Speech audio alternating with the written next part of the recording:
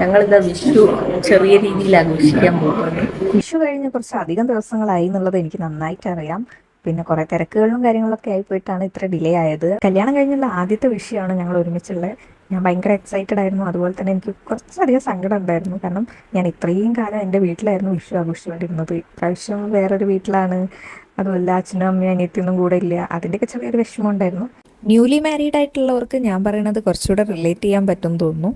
പിന്നെ പ്രധാനപ്പെട്ട ഒരു കാര്യം പറയാൻ മറന്നുപോയി. എല്ലാവർക്കും ബിലേറ്റഡ് വിഷു ആശംസകൾ. നിങ്ങളുടെ എല്ലാവരുടെയും വിഷു എങ്ങനെ ഉണ്ടായി? എല്ലാവർക്കും വിഷു ഒക്കെ ഉണ്ടായിരുന്നോ? ഡ്രസ്സൊക്കെ എടുത്തോ? പടക്കമൊക്കെ പൊട്ടിച്ചോ? ഞങ്ങൾ രണ്ടുപേരും കൂടെ കുറച്ച് ദിവസം മുൻപായിട്ട് പോയിട്ട് ഡ്രസ്സൊക്കെ പർച്ചേസ് ചെയ്തിട്ടുണ്ടായിരുന്നു. എൻ്റെ വീട്ടിലോട്ടും പിന്നെ അമ്മമ്മ, മേമ, മാമി അങ്ങനെ കുറച്ച് പേർക്കൊക്കെ ഡ്രസ്സ് എടുത്തിട്ടുണ്ടായിരുന്നു. പിന്നെ എൻ്റെ വീട്ടിൽ നിന്ന് ഇവിടെ എല്ലാവർക്കും ഡ്രസ്സ് കൊണ്ടുവന്നു. അപ്പം അങ്ങനെയായിരുന്നു ഞങ്ങളുടെ വിഷുക്കോടിയുടെ കാര്യങ്ങളൊക്കെ.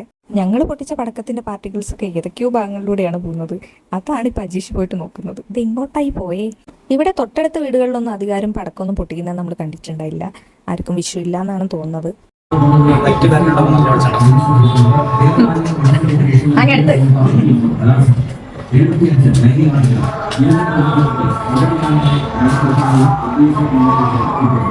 വലുതൊക്കെ തട്ടി എനിക്ക് പേടിയാണ്.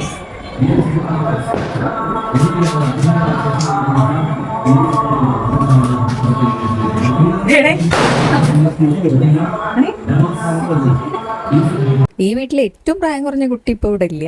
അവൾക്ക് വിഷുവിന് ലീവ് ഒന്നും ഇല്ലായിരുന്നു. അവൾ പോണ്ടിച്ചേരി യൂണിവേഴ്സിറ്റിയിലാണ് പഠിക്കുന്നത്. അവിടെ ഇപ്പോൾ എക്സാം നടന്നുകൊണ്ടിരിക്കുക. അപ്പോൾ അവൾക്ക് ലീവൊന്നുമില്ല. അപ്പോൾ അവളും കൂടെ ഇല്ലാത്തതുകൊണ്ട് ഞങ്ങൾ രണ്ട് മുതുക്കന്മാരാണ് പടക്കമൊക്കെ കത്തിച്ച് കുറേ ഫോട്ടോസൊക്കെ എടുത്ത് ഇങ്ങനെ എൻജോയ് ചെയ്തുകൊണ്ടിരിക്കുന്നത്. ഏറ്റവും വേണ്ടിയില്ലേ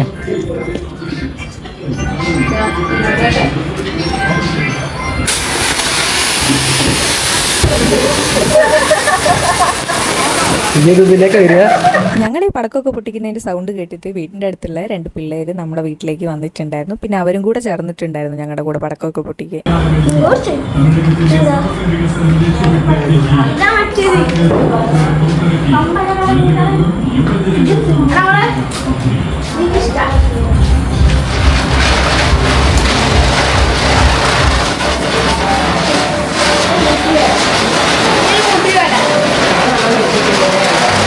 പിറ്റേ ദിവസം രാവിലെ തന്നെ ഞങ്ങൾ എണീറ്റു, കണി കണ്ടു. അതിൻ്റെ കൂടെ എൻ്റെ വീട്ടിലില്ലാത്തൊരു സംഭവം ഇവിടെ ഉണ്ടായിരുന്നു, കണിഫലം നോക്കുക എന്ന് പറഞ്ഞിട്ട്. അങ്ങനെ അതും നോക്കി. ഈ കണിഫലം വഴി നമ്മൾ ഈ ഒരു വർഷം എങ്ങനെ ഉണ്ടാവും നമുക്ക് എന്നുള്ളതാണ് നോക്കുന്നത്. എഗെയിൻ നമ്മൾ കണി കണ്ടു കഴിഞ്ഞതിന് ശേഷം പടക്കം പൊട്ടിക്കാൻ പോവുകയാണ്.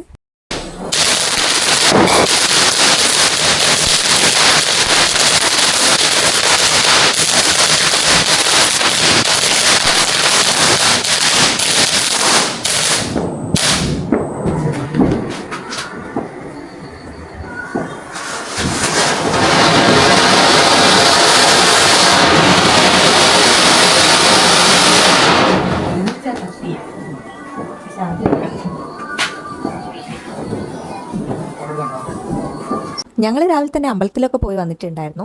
ഇനി ഭക്ഷണമൊക്കെ കഴിച്ചു കഴിഞ്ഞതിന് ശേഷം ഞങ്ങൾ രണ്ടുപേരും കൂടെ എൻ്റെ വീട്ടിലോട്ട് പോകും.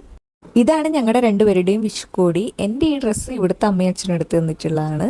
അജീഷിൻ്റെ ഡ്രസ്സ് എൻ്റെ അമ്മയച്ഛനും എടുത്ത് കൊടുത്തിട്ടുള്ളതാണ്. അങ്ങനെ ഭക്ഷണമൊക്കെ കഴിച്ചു കഴിഞ്ഞ് ഈ ഒരു പടക്കം കൂടെ പൊട്ടിച്ചിട്ട് പിന്നെ വീട്ടിലോട്ട് പോകാമെന്ന് വിചാരിച്ചിട്ട് നമ്മളത് പൊട്ടിക്കാൻ വേണ്ടിയിട്ട് ഇറങ്ങിയതാണ്.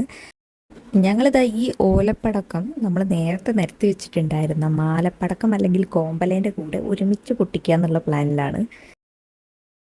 മാല പോലെ കോർത്തിട്ടുള്ള ഓലപ്പടക്കം നമ്മളിതാ ഈ ഒരു കോമ്പലേൻ്റെ കൂടെ അറ്റാച്ച് ചെയ്ത് വെച്ചിട്ടുണ്ട്.